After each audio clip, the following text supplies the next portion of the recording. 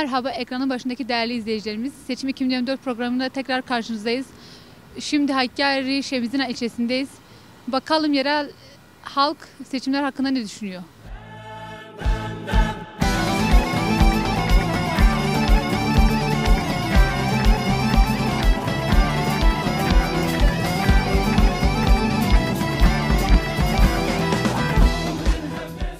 31 Mart'taki yerel seçimler hakkında ne düşünüyorsunuz? Valla benim düşüncem şu şekilde, yani DEM Parti'nin kazanması bize çok şey katacak. Sadece bize değil, yani bütün Türkiye için daha iyi olur. Zaten haksızlıkları görüyoruz, her şeyi görüyoruz. Şu ana kadar tutuklu olanları görüyoruz. Yani DEM Parti'nin kazanması herkese çok şey katacak. Benim fikri düşüncem bu. Zaten ben 28 yaşındayım. 28 yıllık tecrübemle söyleyeyim. DEM Parti'nin kazanması hepimize çok faydaları olacak. Çok büyük faydaları göreceğiz. Yani Allah'ın izniyle de dediğim gibi yani 31 Mart'ta kazanacağız. 2014-2019'da bir kayyum vardı. Kayyumdan sonra şu an bir AKP var. Ne çalışmalarını nasıl buluyorsunuz? Ne gibi çalışmalar yapıyor Şemdinli'ye? Şöyle bir örnek vereyim zaten. Geçen senenin başkanından tutayım Tahir Saklı ki adam bugüne kadar sadece kendi töresinden, kendi aşiretinden belediye aldı. Yani örnek veriyorum, hiçbir çalışması var, yanlış bir çalışması var. Şimdi yazın değil de kışın sulama var. Onun dışında zaten yaptığı bir şey yok. Sadece biz bir bahçe yaptı, saklı bahçe ki onun da bir faydası olmadı zaten. Yani ulaşım yolu bile sıkıntılıydı ki ben çok kişide de bunu gördüm. Yani yanlış bir çalışma. Bugüne kadar verdiği hiçbir şeyde yani katkı bulamadık. Ben açık söyleyeyim, ben kendi açımdan söyleyeyim. Ben hiçbir katkısını görmedim. Açık ve net söyleyeyim. Mesela bundan önceki bir belediye başkanı benim amca oğlumdu, Sadat Töre, ki herkes iyi tanır DEM Parti'den. Yani herkese el uzatıyordu ama bu zamanki değil.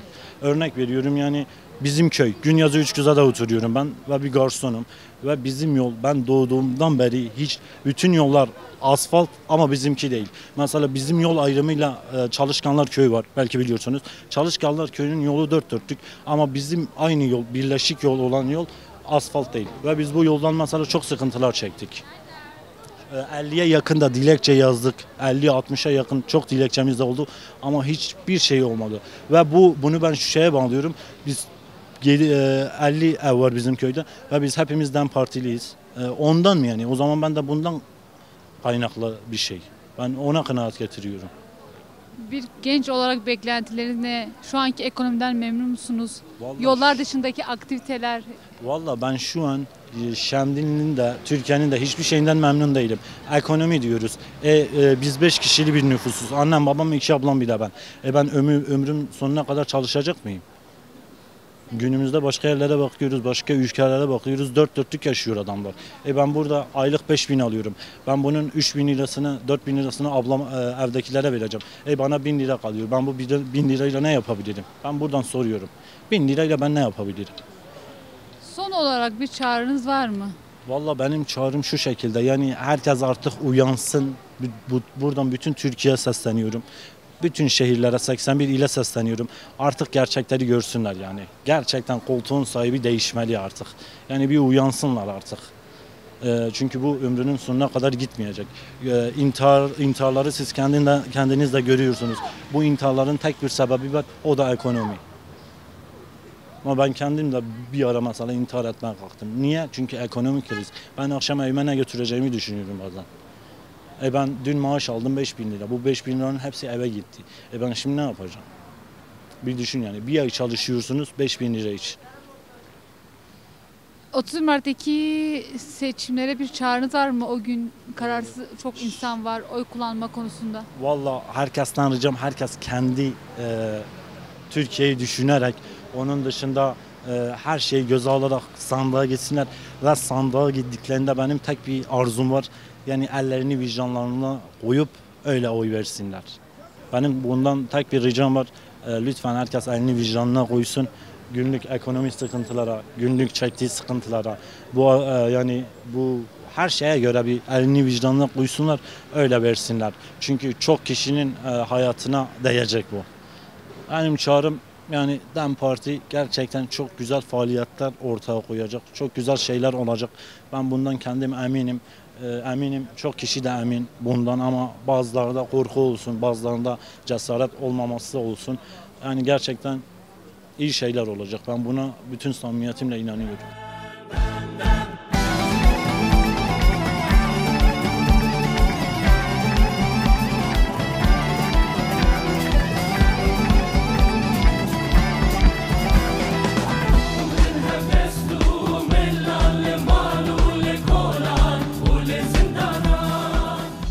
31 Mart'taki yerel seçimler hakkında ne düşünüyorsunuz?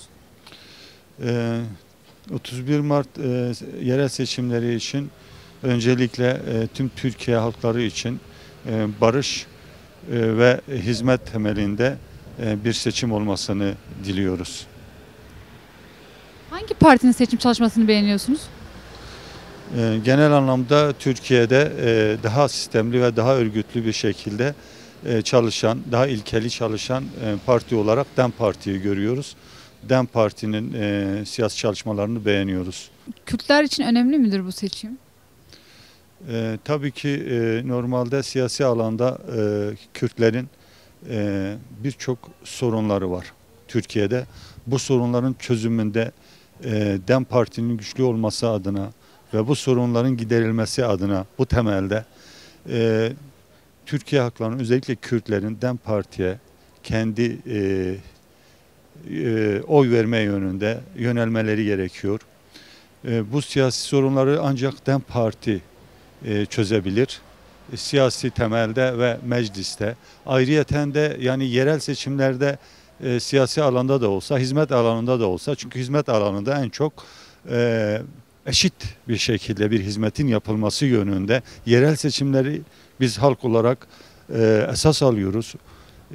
Eşit bir paylaşım yönünde, hizmetin eşit bir şekilde yapılması yönünde DEM Parti'nin bu yönde ilkeli davrandığını, hak hukuk gözettiğini düşünüyoruz. Aynı şekilde daha önceki seçimlerde de gördük. DEM Parti'nin bu konuda hiçbir ayrım yapmadığını biliyoruz. Bu temelde Kürtlerin kesinlikle bu yönde oy kullanmalarını gerektiğini düşünüyoruz. 14 ve 2019 arası bir kayyum var. 2019 onu nasıl değerlendiriyorsunuz?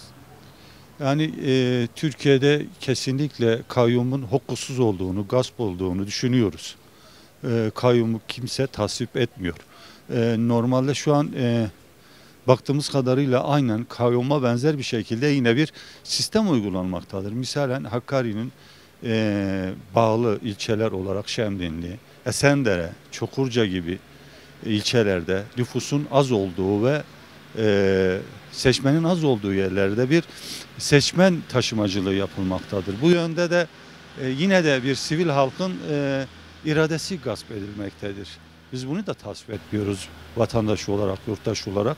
Bu doğru bir şey değildir. Yani bunu tasvip etmediğimiz için de yine de halkın bu yönde kesinlikle sandıklarda DEM Parti adına oy kullanması, sesini vermesi, güçlendirmesini gerektiğini düşünüyoruz. Son olarak bir çağrınız var mı?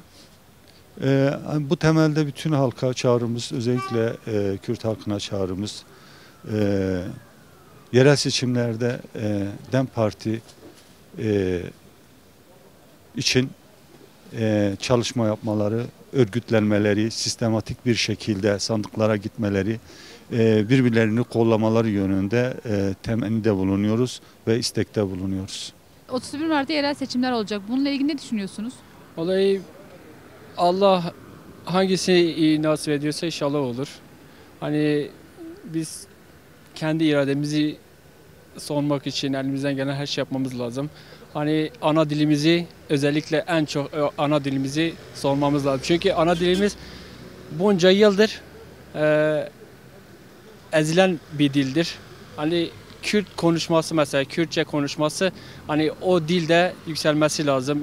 Her dil gibi. Hani inşallah. Hangi partinin seçim çalışmasını beğeniyorsunuz? Zamaneho. Hangi? Kendi dilim, ana dilim neyse ben de o parti seçerim. DEM Parti tabii. Ne gibi beklentileriniz var DEM Parti'den? Vallahi ne gibi beklentiler? Şu şekil, hani İnşallah bizim ana dilimizi tekrar herkes gibi rahat bir şekilde konuşmamız için şey yaparlar. İşte bu kadar. Şemdinli'de ne gibi sorunlar, ne gibi sıkıntılar yaşıyorsunuz? Ne gibi çalışmalar yapıyor şu anki belediye? Vallahi Şemdinli'de çok sıkıntı var. Şemdinli'de söylediğim gibi çok sıkıntılar var. Misal diyelim hani insan rahat değil. Misal diyelim buradan çık batıya kadar git. Hani devlet konusunda çok sıkıntı var. Hani batı tarafında kontroller yoktur, belki biliyorsunuzdur. Hani buradan başta Van'dan çıkana kadar kontroller var falan, yani milletler rahatsız oluyor. Hani öyle olmaması lazım. Her şey nasılsa burası da aynı şekilde olması lazım. Kürtler için bu seçim önemli mi? Tabii ki önemli. Tabii ki önemli. Yani Kürtler artık ezilmemeli. Kendi halkını, kendi dilini savunması lazım. Bir genç olarak beklentileri nelerdir? Vallahi bir genç olarak beklentim çok şeydir ama hiçbir şey elde edilmiyor. Kürt olduğumuz için. Hani misal diyelim burası DEM Parti şeyine girdiğinde hani yeteri şeyler olmaz. Hani diğerler bilmem Kürt Partisi'dir. Hiçbir şey yapmayacak, şunu yapmayacak, bunu yapmayacak. Eğer maddi desteği olmazsa o partiye nasıl destek verecek millete? Hani eşit olması lazım. Son olarak bir çağrınız var mı? 31 Mart'ta yerel seçimler olacak. İnsanlar oy kullanacak o gün. Kararsız olan insanlar var. Onlara bir çağrınız var mı? Vallahi öncelikle şunu diyorum. Hani Kürt halkına bunu buradan çağrı yapmak istiyorum. Hani Kürt halkı kendi ana diline sahip çıkması lazım. Ne olursa da olsun. Hani korkacağımız tek kişi Yüce Allah'tır. Başkasından değil. Hani emir vererek de korkutacak şeyler olmaması lazım. Hani bir korkutulacak tek bir kişi var, o da Allah'tır. Başka hiç kimse değil. Ana dilini savunması lazım.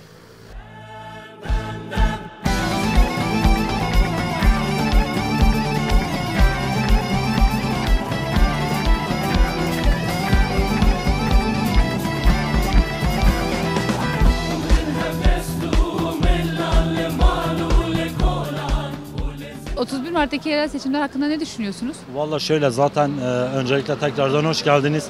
Zaten yani gelen kişi hiçbir şey yapmıyor.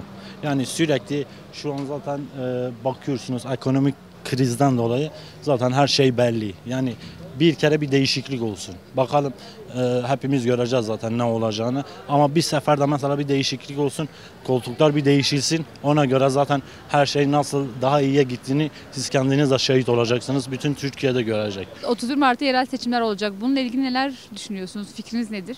31 Mart yerel seçimlerden dolayı bizler partinin kazanmasını istiyoruz. Artık kayyumların bitmesini, gerçekten güzel aktivitelerin Şemdinli için hani daha güzel olacağını bizler düşünüyoruz.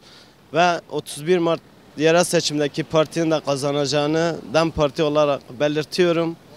İnşallah DEM Parti kazanır ve bizler sosyal aktivitelerimizden dolayı daha da çok şeyler yapabileceğini düşünüyoruz. Hani bunu ne kadar da daha güzel ileriye dönük olması için biz DEM Parti diyoruz. İnşallah DEM Parti kazanır. DEM Parti'nin seçim çalışmalarını nasıl buluyorsunuz?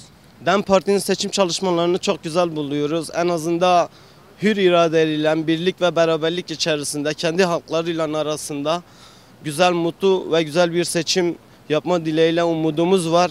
Çok da güzel gidiyor. Biz teşekkür ediyoruz kendilerine. Kendi adaylarımıza, kendi başkanımıza da biz buradan teşekkürler ediyoruz. Son olarak söylemek istediğiniz bir şey var mı 31 Mart'a dair? Bununla kararsız bir çağrımız var. Hani kırgın olanlar da var. Evet, bunu biz de biliyoruz ama hani bunun kırgınlıkları neyle, zamanında ne yaşanmış, ne yaşanmamış olaylar, bitmişlikler. Hani bunların kendi Kürt halkının arasında bitmesini biz de istiyoruz. Böyle istiyoruz. Hayırlısı, her şeyin hayırlısı olsun yani. 31 Mart'ta yerel seçimler olacak. Bununla ilgili ne düşünüyorsunuz? Çok güzel şeyler olacağını düşünüyorum. Hatta inanıyorum. Yani Naif Başkanımız yerli bir insanımız olduğu için Nazar Başkanımız da onları çok yakından tanıyoruz. Çok güzel beklentilerimiz var. İnanıyoruz da bize güzel bir hizmet verecekler. Yani çok inanıyoruz. Hangi partiye oy vereceksiniz? DEM Parti'ye tabii ki. Seçim çalışmalarını nasıl buluyorsunuz DEM Parti'nin? Çok güzel buluyorum. Çok sade, çok doğal. Olması gerektiği gibi yani boş vaatlerde bulunmuyorlar. Çok güzel buluyorum. Bir kadın olarak ne düşünüyorsunuz? Ne gibi sıkıntılar yaşıyorsunuz? Yani Şemdinli'nin şartlarına göre iyiyiz yani çok da kötü değil. Yavaş yavaş geliştiriyorlar. Son olarak söylemek istediğiniz bir şey var mı? Bir çağrınız var mı? 31 Mart'ta seçim olacak. Çağrım gerçekten halkımız oyunu kendisine vermeli. Bunu Selahattin Başkan için yapsınlar. İçerideki insanlarımız için yapsınlar. Olması gereken de budur zaten. İnancım bu yönde.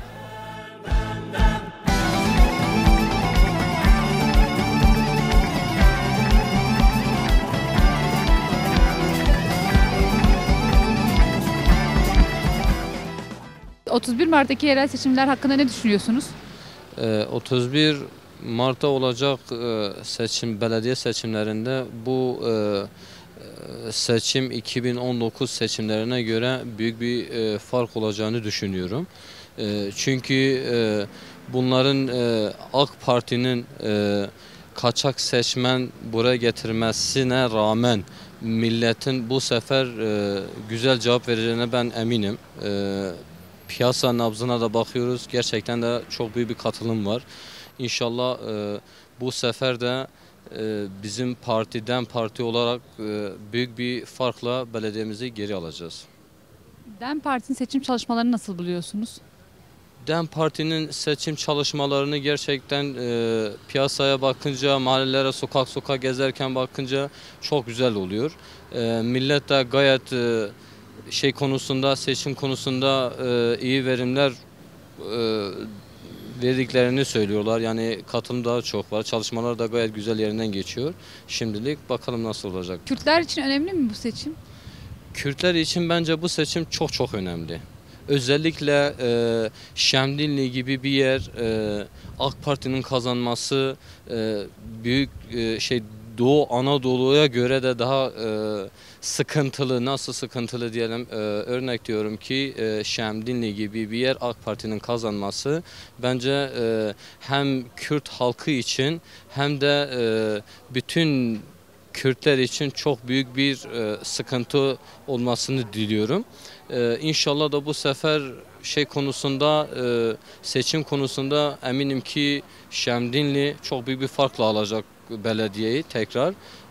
Kayyumlara müsaade edilmeyecek. Kaçak seçmenlerine kesinlikle bu sefer tavrımız olmayacak ve hiç kimse bunu zannetmesin ki kaçak seçmenle belediyeyi geri alacağız diye. Kesinlikle öyle bir şey olmayacak. Yani inşallah bakalım da biz yine de sizlere ve ekiplerinize çok teşekkür ediyoruz. Hoş geldiniz. Seçimlerimiz gayet güzel geçecek. Bütün Kürt halkı bunu, özellikle Şemdinli halkı bunu bilmesini isterim ki bu sefer belediyemizi alacağız, büyük farklı alacağız. Kaçak seçmene de tavrımız olmayacaktır. Kesinlikle teşekkür ediyorum. Son olarak söylemek istediğiniz bir şey var mı? 31 Mart'ta seçimler olacak. Kararsız insanlar var. Bir çağrınız var mı? Herkesin bu seçime katılmasını bekliyoruz ve istiyoruz. Lakin böyle bir durum da var. Öğrencilerimizin il dışında olabilirler. Partimiz tarafından geliş gidiş ücretleri ve biletleri karşılanacak. Eminim ki bu sefer inşallah büyük bir katılım olacak ve tekrardan çağrımız burada bütün Kürt halkına, özellikle Şemdinli halkına sesleniyoruz. Herkes sandığına sahip çıksın, oyuna sahip çıksın. Emin olun ki attığınız her oya biz sahip çıkacağız. Yani kimse demesin ki oy kullanıyoruz, kimse oyumuza sahip çıkmıyor. Biz bu sefer kesinlikle bunu diyebiliriz. Herkes oyunu kullansın, sandığına sahip çıksın, sandığına gelsin, oylarına biz sahip çıkacağız inşallah. 31 Mart'ta yerel seçimler olacak. Bununla ilgili ne düşünüyorsunuz? Genel anlamda Şemdinli'de mi? Genel olarak hem Şemdinli olarak. Vallahi biz şu anda bu iktidarın politikalarını doğru görmüyoruz. Özellikle ekonomik olarak, esnaf olarak çok zor durumdayız. Biliyorsunuz Türkiye'de bir domatesin kilosu 50 TL olmuşsa bu iş bitmiştir. Ama bilmiyoruz halk nasıl bu hükümete oy veriyor anlamış değiliz. Esnaf olarak çok herkes mağdur durumdadır. Başka soracak bir şey yok. Hangi partinin seçim çalışmasını beğeniyorsunuz? Genel anlamda bu hükümet eden parti gerçekten elinde hiçbir şey kalmamış. Yani şu anda artık ne diyecek?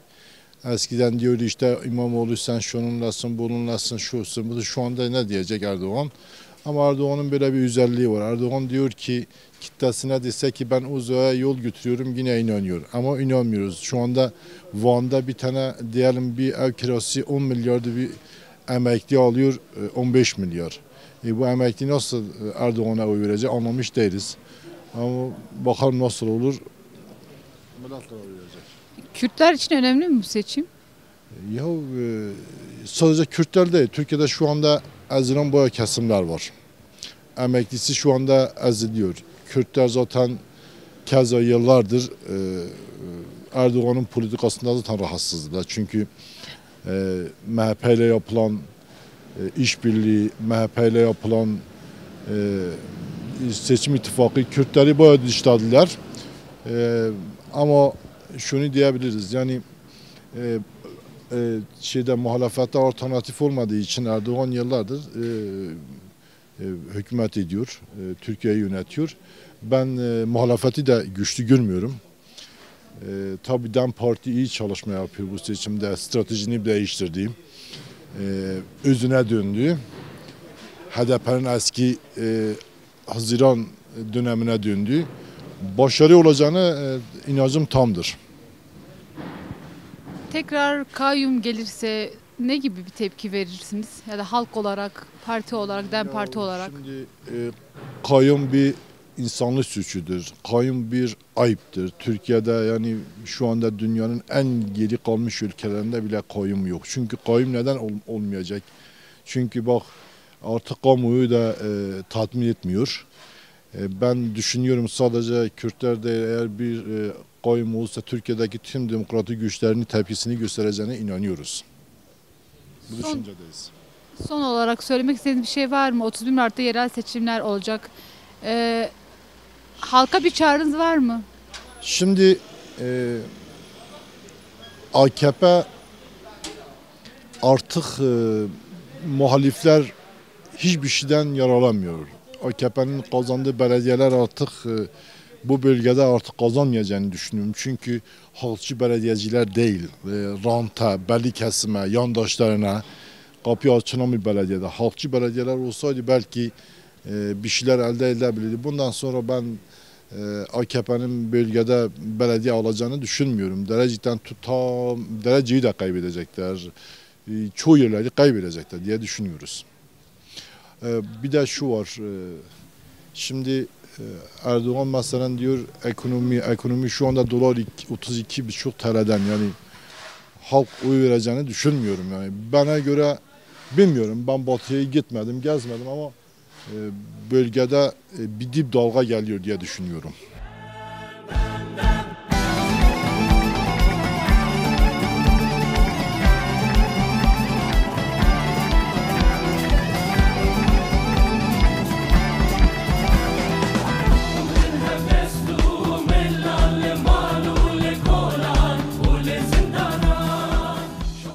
30 Mart'taki yerel seçimler hakkında ne düşünüyorsunuz? Yerel seçim hakkında biz kazanacağımıza eminim. Buna eminim. %100.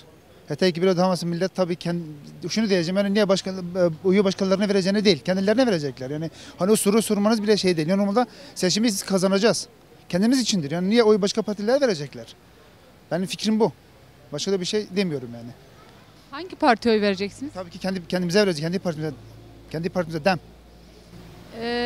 Demin seçim çalışmalarını nasıl buluyorsunuz? İyi buluyorum. Çalışmalar iyi. Kendileri çalışıyor. İyi çalışmalar diliyorum kendilerine. Başarılar diliyorum. Hepimize, halkımıza. Kürtler için önemli midir bu seçim? Bizler için mi? Tabii ki önemli. Belediyelerimiz zaten hepsi kayyum atanmış. Sıkıntı çekiyoruz hepimiz vatandaş olarak. Tabii ki birebir olarak yani başarmamız lazım ki kendi belediyelerimize geri almamız şart çünkü. Yani herkese şunu diyorum yani oylarını kullansınlar ki belediyelerimizi kazanalım ki tekrar kayyum çıksın yani. Kayyumlar muhakkak çıksın. Benim fikrim bu. Kayyumların derhal dışarı çıkması lazım. Kendi halkımız açısından. Başarılar diliyorum hepimize de. Ekonomik olarak nasıl görüyorsunuz? Ekonomikler şimdi zaten hep bakıyorsunuz zaten baskı var zaten. Doğru düzgün ekonomik olarak sıfır. Yani çalışmalar sıfır. Yani bizim buradaki mesela vatandaşlarım halkımız olarak hepsi yani çalışıyor ama değil. Yani sınır kapılarında boş boş geziyorlar. Getir mesela kapıdaki vatandaşlar olarak bırakmıyorlar ki adam akıllı bir şey getirsin bu tarafa. Yani sıkıntı yaşanıyor vatandaşların. Hepsi yaşanıyor ben sana söyleyeyim. Yani bu şekilde gitse bayağı da kriz var. Sen bakma bana vatandaşlar hani diyorlar gel ama piyasada sıkıntı var yani bayağı da var. Allah sabır versin hepsine de. Son olarak söylemek istediğiniz bir şey var mı? Bir çağrınız var mı? 31 Mart'ta seçim olacak. Kararsız insanlar var. Bununla ilgili söylemek Kararsız istediğiniz bir şey var mı? insanlara şunu derim. Bence kararlı olsunlar. Kendilerine oy versinler. Sadece fikrim o, düşüncem de o. Sadece kendilerine oy versinler. Ama başkalarına değil. Başarılar diliyorum. Hepimize de başarılar diliyorum. Teşekkür ediyorum. Mart'ta yerel seçimler olacak. Bununla ilgili ne düşünüyorsunuz? Valla biz DEM Partiliyiz. DEM Parti'ye vereceğiz. DEM Parti'den beklentileriniz nelerdir? Valla herhangi bir beklentim yok ama doğuştan beridir DEM Partiliyiz, DEM Parti. Herhangi bir beklentimiz de yok. Beklentim, en azından şöyle bir düşüncem var benim. Kurdit bejin eğer guştit ajbı kun heskit şerin hava. Geçti. Meselemiz odur. Yani Türkçesi etimizi yeseler de kemiklerimizi saklarlar. O düşüncedeyim ben. Kürtler için önemli mi bu seçim? Tabii Kürtler için önemlidir. Kürtler için önemli olmaz olur mu? Şimdi sen mesela Trabzon gibi bir yerde gider parti kurarsan, parti açarsan, mesela dün akşam sosyal medyada takip ediyorum ben sosyal medyayı. Trabzonlara soruyor, DEM parti açabilir mi burada Trabzon'da? Adamlar diyor yok. Açarlarsa toz boz ederiz. Açsınlar da görelim. Peki şu an AK Parti var, Saadet Partisi var. İstediğiniz parti var Şamdil'de. Biz hiç kimseye karışmıyoruz. Hiç kimsenin düşüncesine de karışmıyoruz. Düşünce özgürlüğü var bu ülkede. Ben DEM Partiliyim. Ezelden beridir DEM Partiliyim. DEM Parti'ye vereceğim. Son olarak bir çağrınız var mı halka? 31 Mart'ta kararsız insanlar var. Oy kullanmayacak insanlar var. Bir çağrınız var mı? Ben DEM Partiliyim. Oyumu kendime veriyorum. Yani benim gururum kabul etmiyor. Gidip de başka bir partiye oyun vereyim. DEM Parti'den başka. Kısacası kimse, adamlar bize veriyor mu? Yok, vermiyor. Biz neden verelim? Ben niye mi? Çıbacım, hedefi. 31 Mart'ta yerel seçimler olacak. Bununla ilgili ne düşünüyorsunuz? Efendim biz DEM Parti'yi düşünüyoruz. DEM Parti çünkü DEM Parti halk için, millet için bence işte herkes görüyor gördüğünüz gibi her şey millet açlık, sefalık içindedir. Onun için DEM Parti diyoruz. Bizim için önemlidir. Barış için, bu kan dökmemek için DEM Parti diyoruz. DEM Parti'nin seçim çalışmasını nasıl buluyorsunuz? Güzel görüyoruz işte. Bence kazanacak inşallah. Şemdinli'de ne gibi sorunlar, ne gibi sıkıntılar var, ne gibi problemler yaşıyorsunuz? Şemdinli'nin programları, sorunları pahalılık çoktur. Herkesin kendi evine bir kilo et veyahut bir şey kimse alıp götüremiyor. Yoksulluk içindeler herkes. Onun için bizim için de hani işte filan kes kazandı, belediye başkanı olacak veya bu encümen olacak önemli değil. Bizim için parti önemlidir. İnşallah kazanacağız. Son olarak bir çağrınız var mı? Çağrımız var evet. Herkesin bekliyoruz. Herkesin gelmesini istiyoruz. Herkes gelsin oyunu kullansın. Çünkü oy önemli bir şeydir. Herkesin gelmesini istiyoruz. Teşekkür ederim. Sağ olun geldiğiniz için çok teşekkür ederim.